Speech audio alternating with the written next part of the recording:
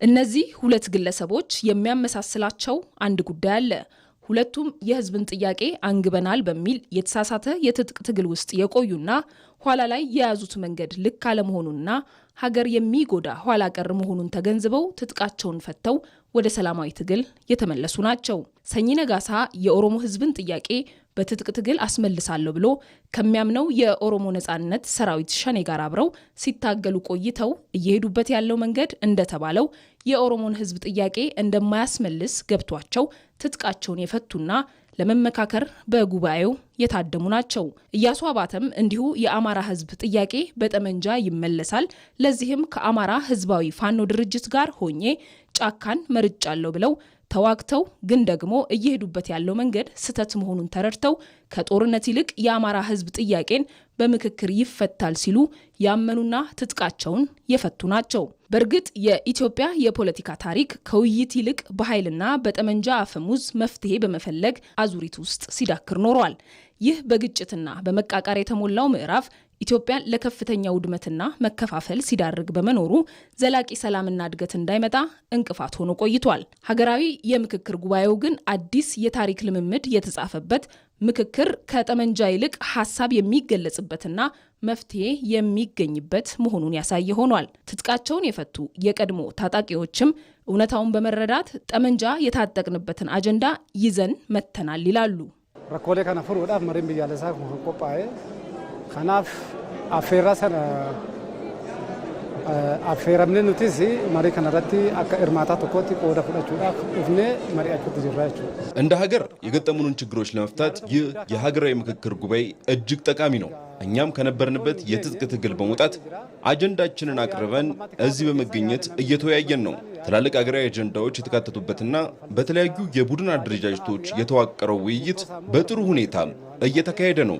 አማት ያዶን ከአጅራን ነሞን ሁሉም ትዩ ደማቅሳን ያደተው ፈልምሲሰን ባየን ከአጅራን አገራዊ ምክክር ሲባል ምንድነው? ይሄ በታሪክም ያልሆነ ከዚህ በፊት በዚህ ቁጥር በዚህ አጀንዳ ስፋት እና በአካታችነቱም ጭምር በኢትዮጵያ በየትኛውም ጫፍ በየትኛውም ማሰላለፍ አብዛኞቻችን ዳርና ዳር ወይም ጽንፍና ጽንፍ ይዘን የነበርን ሰዎች ጭምር እንግዲህ በአካል ተገናኝተን ሀሳባችን እየገለጽን እየተወያየን እየተመካከርንበት ያለ ሂደት ነውና ምናልባትም በዚህ ሂደት ውስጥ ተሳታፊ በመሆኔ እኔ ወክየው የመጣሁትን ማህበረሰብም ጭምር ሀሳባችን መግለጽ የሌላውን ማዳመጥ ምክክር ሲባል የራስን ሀሳብ ብቻ ማስፈጸም አይደለም።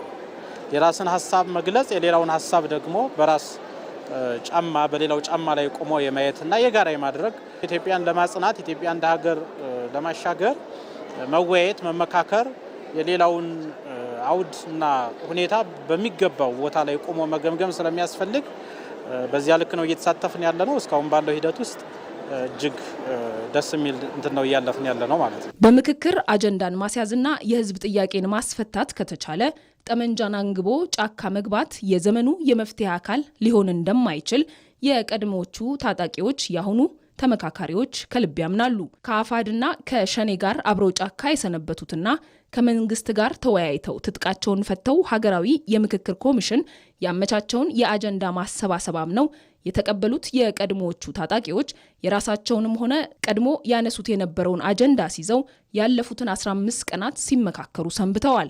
በእነዚህ ጊዜያት ያስተዋልነው ሰላማዊ የፖለቲካ ትግል ከምንም በላይ ለህዝብና ለሀገር የሚበጅ ብቸኛ አማራጭ መሆኑን ነው ይላሉ።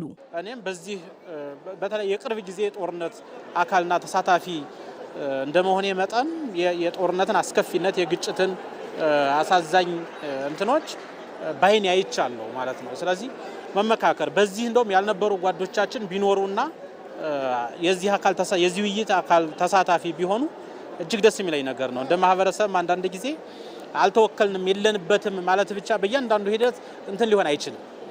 መፍትሄ አይሆንም፣ ለህዝብ የሚያመጣው ነገር የለውምና የተገኘውን አጋጣሚ የተገኘውን ሂደት እንደ ህዝብ እየተጠቀሙ ሀሳብን ችግርን ብሶትን መፍትሄንም ጭምር ለሌላው ማጋራትና መወያየት ይህን ያክል አስፈላጊ ነው ብዬ ነው ማምነው። ብዩ መባበር ባደ ከሰት ቃምን ተቆ ጋር ቀውሬ ካሱ በየትኛውም ሀገር ቢሆን ሰዎች ጠመንጃ የሚያነሱት በሰላማዊ መንገድ ጥያቄ የሚመለስበት አማራጭ ሲጠፋ ነው። ነገር ግን እንዲህ ያለ እድል ካለ መጠቀም ያስፈልጋል። አሁንም ቢሆን በየጫካው የሚገኙና ጥያቄ ያለን የሚሉ ሁሉ ወደ ውይይት መድረክ ቢመጡ ጥሩ ነው።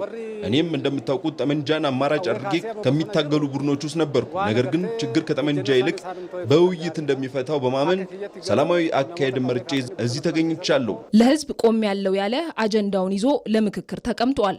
ጫካ ያለው ከራሱ ጥቅም ውጪ ምንም አይፈይድም የሚሉት የቀድሞዎቹ ታጣቂዎች ለነጻ ውይይት የተፈጠረውን ወርቃማ ዕድል እየተጠቀምን መሆናችን ምስክር ነው።